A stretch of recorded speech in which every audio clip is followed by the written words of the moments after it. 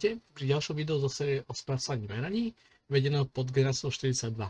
Tentokrát sa pozrieme o náväznosti na minulé video o lineárnom fite, na polynomiálne fitovanie a taktiež na zopár termínov, ako sú underfitting a overfitting, alebo čo to znamená, keď som to s fitovaním prehnal.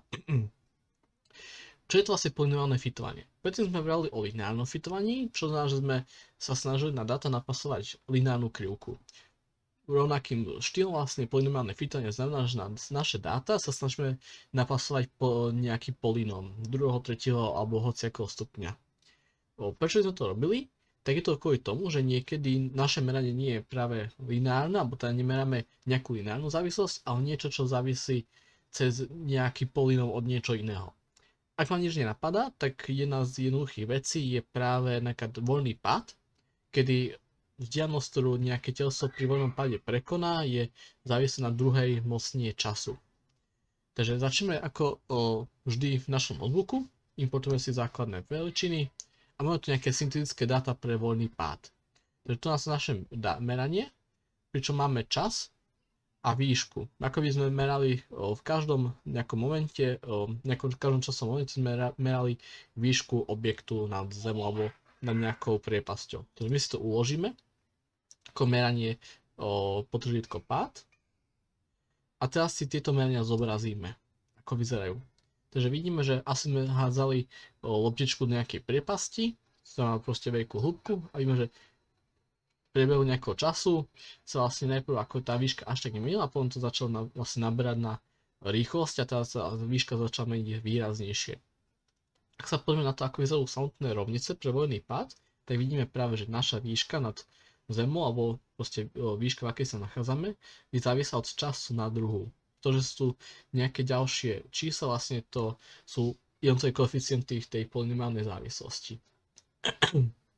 Čo sa s týmto robiť? Tak opäť môžeme zavolať jednoduchú Python funkciu, opäť to polyfit z knižnice NumPy. Tentokrát mu povieme, že to je polynóm druhého stupňa, pretože máme nejakú druhú mocninu v ňom.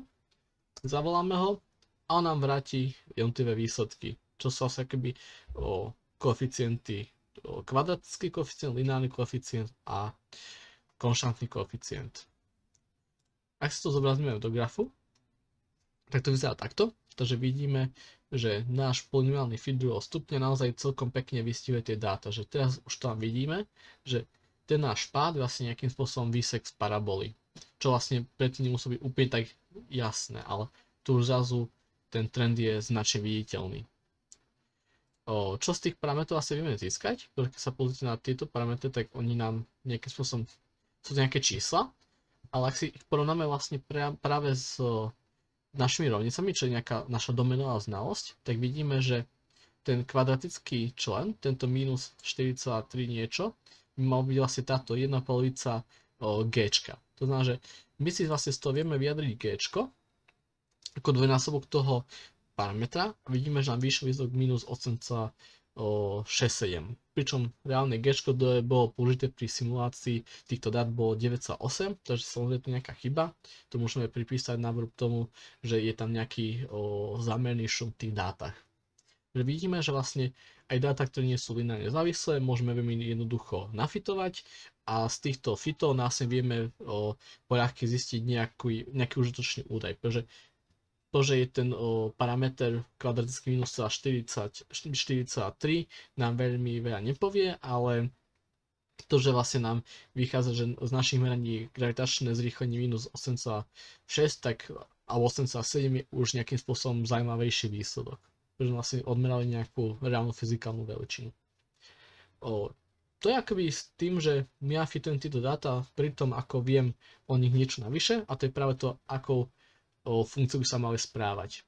Čo keď to ale úplne neviem, tak sa mi môže stať, že ja robím tzv. Underfitting, alebo že podhodnotím zložitosť problému. Ja si poviem, že tá závislosť, ako sa tieto dáta spravujú, je lineárna, že vlastne ono nejakým spôsobom tá lineárna závislosť by sa to asi dala vobchať. Takže skúsime to. Zavolám na tieto dáta lineárny fit a zobrazím si to a vidím, že vlastne akoby ono nie je až tak zvlášť, akoby jasne, tu mi nejaké dáta uchádzajú na spodku, tu na tiež, tu na nejaké na vrchu, ale že akoby nie som ďaleko od nich. Ako trošku odhaliť, že vlastne nastal tu práve underfitting, že vlastne som podhodnotil tú zložitosť problému, je ak si vytvoríme tzv. Graf reziduí, to je vlastne graf, kedy od tých meraní odrátavam ten fit, takže ten fit sa mi zobrazí ako rovná čiara a tieto dáta sa mi vlastne zobrazia buď nad alebo pod fitom. A to, čo tu vidím, je, že akoby je tu nejaká krivka navyše akoby na tom nabalené, že vidím, že keď sa zbavím tej lineárnej závislosti, tak stále tu mám akoby nejakú peknú závislosť. Vlastne tie dáta nie sú náhodne rozprostrené okolo tej lineárnej závislosti, ako by mali byť, ale že tu pozorujem nejakú štruktúru. Čo keď teda urobím opačne, že ja nadhodnotím vlastne zložitosť toho problému a poviem si, že možno tá gravitácia funguje veľmi záhadne a že môže pracovať až na 5. stupni polynómu. Takže si poviem, že tie naše dáta sa dajú fitnúť 5. stupňom polynómu. Takže mám strašne veľa tých parametrov. Teraz keď si to zobrazím, tak vidím, že aha, tak naša krivka excelentne vlastne nafitovala všetky tieto dáta. Vidím, že práve tu mi úplne všetky vlastne vystihla úplne presne a že vlastne aj tu na trošku možno aký rovnejší úsek je rovný a tak ďalej a tak ďalej a tak ďalej. Ako bojovať práve proti overfittingu je trošku zložitejšie. V zásade je to o tom, že v tomto prehnanom prípade tak nič v prírode nefunguje ako 5. stupeň polynómu, tak by jeden argument, trošku jednoduchý. Ďalšie môže byť, že ak by som si tieto osy potiahol ďalej, tak by sa mi stalo, že ten fit by utekal veľmi rýchlo, až tak rýchlo, že asi by tie dáta tomu nestíhali. To je tiež jeden z možných prípadov, ako odhaliť overfitting. Alebo jednoducho si povedať, že áno, musím si nájsť tomu teóriu a vidím, že naozaj 5. stupeň polynómu na to fakt nesedí. Najčastejšie vo fyzike sa dostaneme po ten maximálne kubický polynóm. Čo keď to všetko dáme do jednoho grafu, môžeme si zobraziť všetky 3 závislosti a môžeme sa aj takto rozhodovať, že ktorý sa nám zdá, že najlepšie tomu vyhovuje. Vidíme akoby lineárny, ktorý je underfitovaný, zelený, ktorý je optimálny a červený, ktorý je overfitovaný. S tým, že vidíme, že práve ten červený s zeleným sú celkom príbuzné, ale práve na koncoch napríklad ten červený sa zdá, akoby začínal ulietať nejakým spôsobom. To je všetko odo mňa. Ak by ste chceli nejakú úlohu vyskúšať, tak je to práve na konci, že úloha, akým podnáš na nasledujúcu závislosť a aké sú výsledné parametre.